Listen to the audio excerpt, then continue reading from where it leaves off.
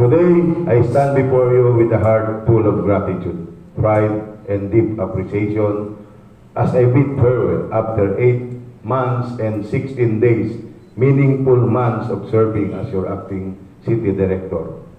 When I assumed this position, I carried with me a principle, yet simple, firm belief that leadership must be anchored on values.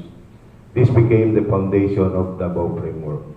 Discipline, action, virtue, accountability, and order. Hindi lang ito basta konsepto, ito ay naging gabay natin sa bawat hakbang, sa bawat desisyon, at sa bawat sakripisyong ating pinagsaluan. To the city government of Davao, led by our Honorable Mayor Sebastian Zimmerman Duterte, and to all heads of offices, our partners in the security cluster, and friendly forces, maraming salamat po. I have personally witnessed how governance is done in Davao City is deeply rooted in cooperation and shared responsibility. Masaya po ako na personal ko pong experience kung paano po ang Davao City when it comes to practicing the culture of security and cooperation among all agencies. To all the government agencies, private entities, and stakeholders, your support made our mission lighter, goals more attainable.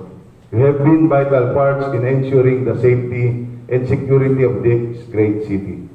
To the different sectors of the community, the religious leaders, the academe, the business community, the transport groups, the media, and many others, thank you for standing with us. Your voice, your cooperation, and your trust strengthen our efforts.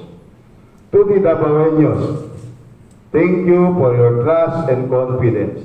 Hanga ako sa inyong disiplina at malasakit sa lungsod. In every barangay I visited, in every conversation I had with our barangay captains, local officials, and even our brothers and sisters from the indigenous communities, I saw unity in diversity.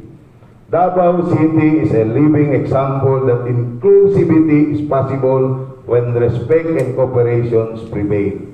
At sa ating mga kapulisan, may DCPO family for 8 months and 16 days. Words will never be enough to express my gratitude. For the past 8 months, we've shared long nights, difficult decisions, and countless sacrifices. Hindi naging madali ang ating mga pinagdaanan. Pero nang dahil sa inyong dedikasyon at pagtutulungan, nagtagumpay tayo. Every accomplishment we celebrate today is not mine, it's yours. It is the result of your hard work, your commitment, and your love for service. Baon ko ang lahat ng alaala, ang pagod, ang saya at tagumpay, at higit sa lahat, ang pagkakaisa nating lahat bilang isang organisasyon.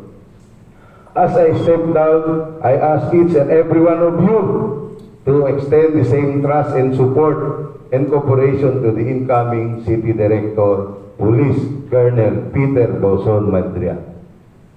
Tulungan natin siya, gaya ng pagtulong ninyo sa akin, upang mas lalo pang mapataas ang antas ng serbisyo ng DCPO.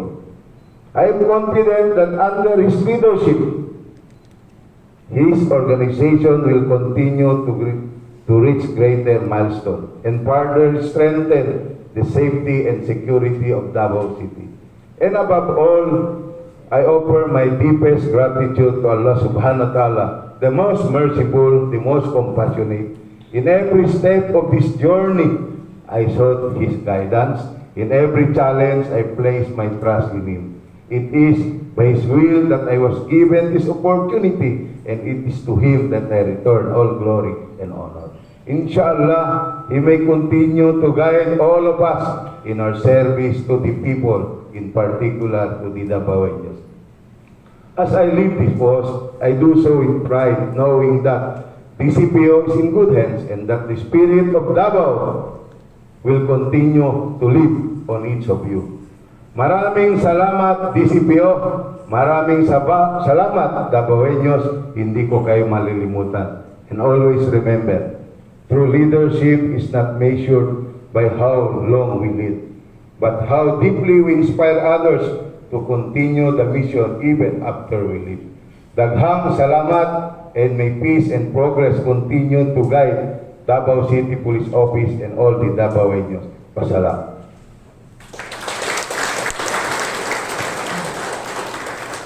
Republic of the Philippines, National Police Commission, Philippine National Police, Police Regional Office 11, Camp Sergeant Quintin M. Merecido, Buhangin, Davao City.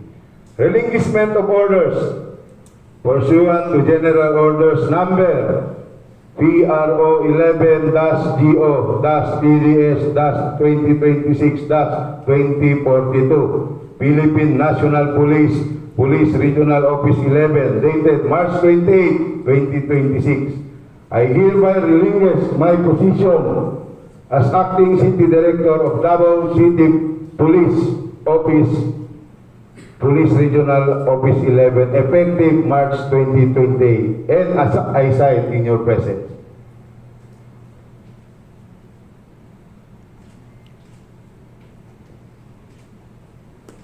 Thank you.